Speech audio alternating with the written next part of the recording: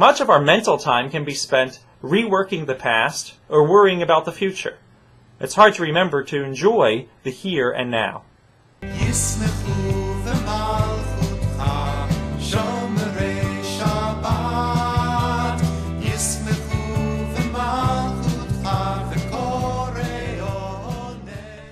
Hopefully, many of us are going on vacation this summer. But often the problem with vacation is that it's hard to let go of work. We review things in our mind and it takes a while to decompress. And then, halfway through vacation, just as we are letting go, we start anticipating of all the things that we have to return to. We can really psych ourselves out. And this just isn't true of vacation, but it can be true of the everyday. Much of our mental time can be spent reworking the past or worrying about the future. It's hard to remember to enjoy the here and now. This week's Torah portion anticipates this problem. It's called Divarim. Moses reviews all of the Divarim, or things, in the past for the Israelites. He talks about where they've been. But the Haftarah portion is called Chazon, or vision. The prophet Isaiah has a vision of the future that he shares with his listeners. We need to balance the Divarim of the past and the Chazon of the future by remembering that God's presence is only felt in the present.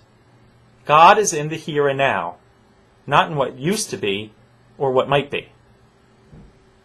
Perhaps this is why elsewhere in the Torah God tells Moses to climb Mount Sinai and be there. It's a very strange phrase because be there looks superfluous, but it's not.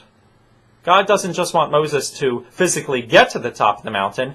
God also wants Moses to be there with the entirety of his being.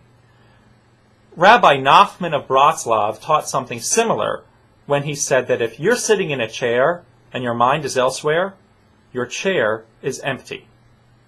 You are where your thoughts are, he said. Make sure your thoughts are where you want to be.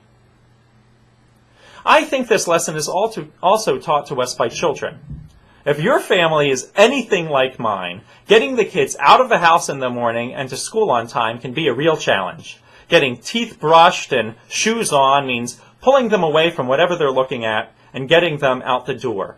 Even from the front door to the car, I can lose them. Samantha can be dancing in the driveway and Justin can be chasing something he sees across the front lawn, like a bug. As frustrating as this might be, there's a lesson here. We adults are constantly thinking of where we need to be next, of what we have to do next on our list, anticipating the future. The Torah and the children remind us to be in the here and now. Jewish rituals and prayer can help us, and so can yoga and meditation, which go beautifully with Jewish spirituality. God's presence is in the present, in the right now. And even right now, as you are sitting, watching this video, you are breathing, and your heart is beating out its rhythm. We can use our rituals to be in the here and now, to appreciate this moment. Maybe, if we do so, we can recapture some of the childlike wonder that makes being alive so beautiful.